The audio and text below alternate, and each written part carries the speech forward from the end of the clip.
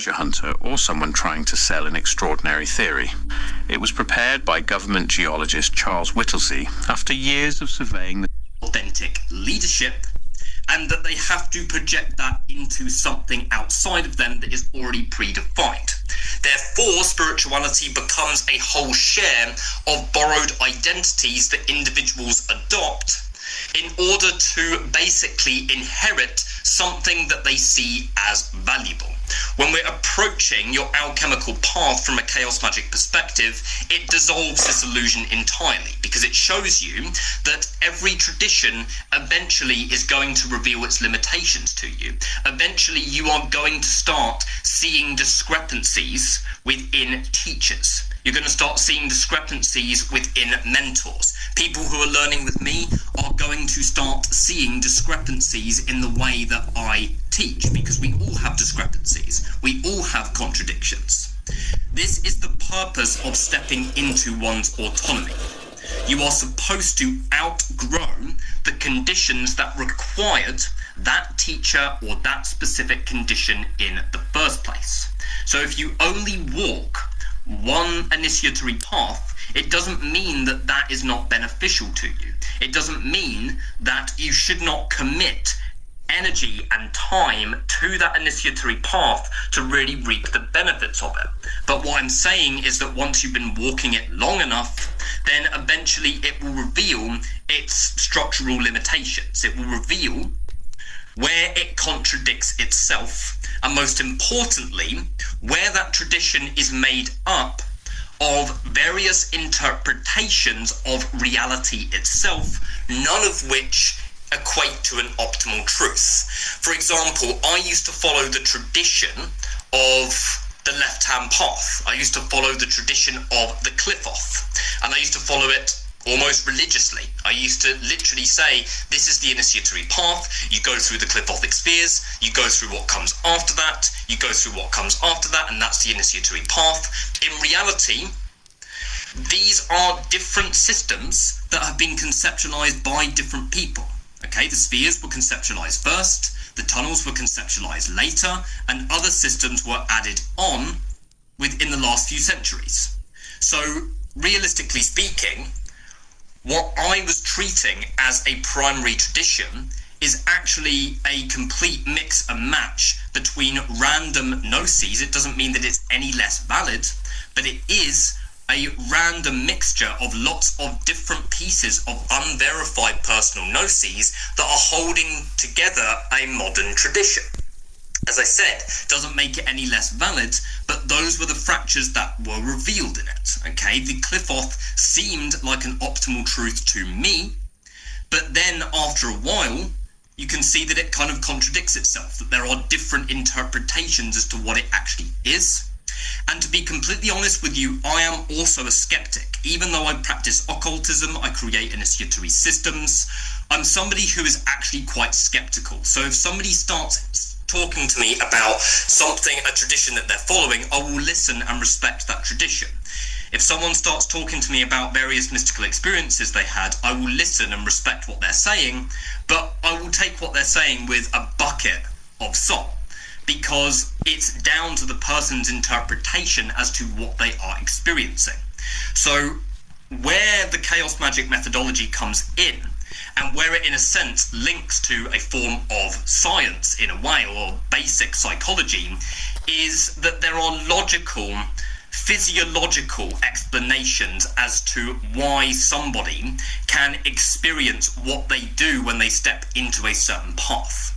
There are various logical, physiological explanations and psychological explanations for what happens when somebody chooses to invoke a spirit into the body, for example. When somebody chooses to perform an evocation. When somebody chooses to initiate into something, like the Sephiroth or the Qliphoth or anything else. What you're doing from a psychological perspective is that you are engaging material that resonates with something that is already there inside of you. So if I choose to initiate into an underworld plane, then mythologically speaking, that underworld plane is going to hold resonance with an area of my psyche that I may not have explored yet. So whether you see that underworld plane as real, as an optimal truth, or not, or just a framework, either way, it doesn't make it any less powerful. From a psychological perspective, you are engaging material that is going to trigger the same material to be evoked inside of you as what is shown within that mythological plane. So if I initiate into Helheim, the Norse land of the dead, then I'm going to go through a form of necrosopic alchemy. Why? Some would say that I'm tapping into real death energy, and I do feel that that is the case. But also I'm opening up a doorway within my psyche that resonates with that portion of death energy, resonates with that land of the dead, and is therefore going to give me access to suppressed parts of the psyche. So what I'm really trying to say here is that when you're approaching your alchemical path from a chaos magic perspective, you decondition your mind by engaging with material that holds that symbolism, whether you see it as real or not. And may I add, there are many practitioners who do practice chaos magic, but they just class everything they're creating as the truth. There are many practitioners who say conceptualize new angels or new demons, and they say, oh, this is a very ancient intelligence. What's most likely happening is that they're just creating an egregore, or they're creating a concept being out of something that has come through to them in a state of trance or whatever that may be. Does it make it any less real, or does it make it any less valid? No. So there are a lot of crossovers between other occult systems and a chaos magic methodology.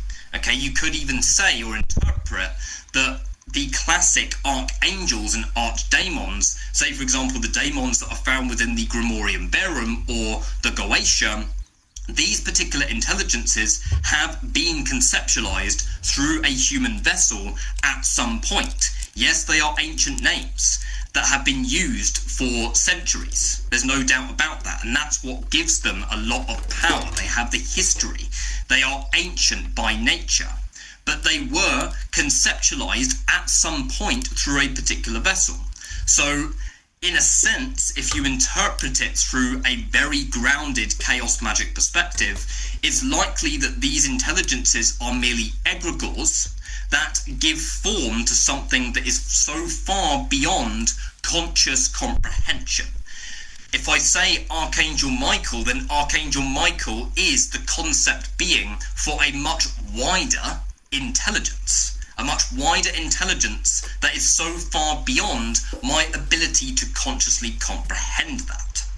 So despite the fact that many practitioners say that they are practicing something that is true, or they've conceptualized something that is real, they are still bringing that into form, which means that it is technically a form of chaos magic because it is coming from them, and they are in a sense creating a framework or creating a construct from something specific.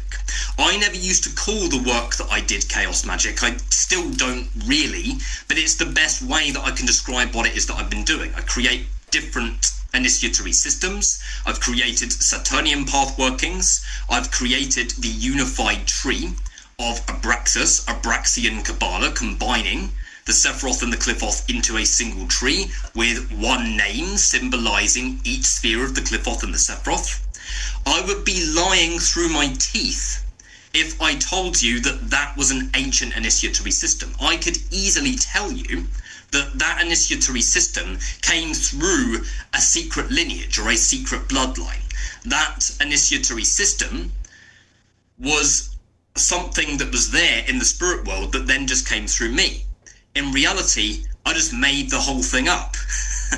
Does it make it any less valid? No. If you've tried it out, it's extremely powerful because it does unify both the angelic and demonic aspects of the Kabbalah into a single unified intelligence.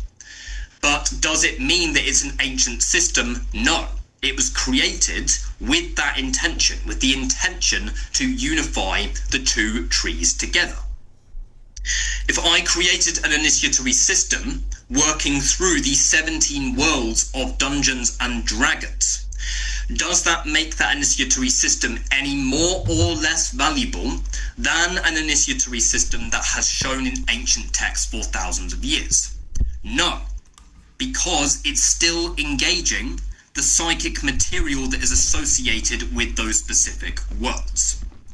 So when it comes to the concept of deconditioning your mind, it comes with knowledge of the fact that there is a lot of fluidity.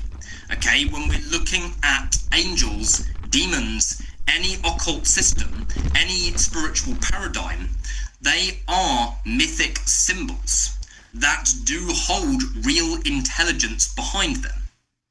So if you engage with them, you can make the assumption that two processes are happening at once. You can make the assumption that you are interacting with a real spirit intelligence, such as the energies that's coming through. But you can also make the assumption that you are engaging rich psychic material. What I found is that if I just suddenly wrote a chant out of nowhere, a phonetic chant that makes no logical sense in any way whatsoever, and I have in my mind an intention as I'm writing it that it's going to call upon a specific spirit, then it will do so. It will do exactly that. Why? Because what I'm writing doesn't make logical sense. So there's an element of trance that I go into simply by reciting that chant. Okay, there's an element of the enchants, if we really are to get very controversial here, the enchants that summon specific spirits. There's a very good chance that the enchants are